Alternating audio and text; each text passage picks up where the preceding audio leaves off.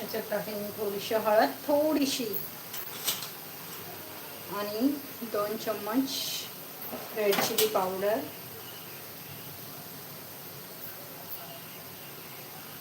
आणि होममेड मसाला 1 चम्मच,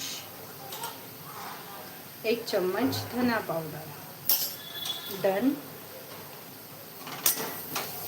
बाकी तुम्हाला वाटलं तर याच्यात तुम्ही पावभाजी मसाला ॲड करू शकता थोडासा. आता याला फ्राय होऊ द्यायचे चांगलं हे ड्राय स्पायसेस. आणि मग याच्यात टाकायची आहे टमाटरची प्युरी.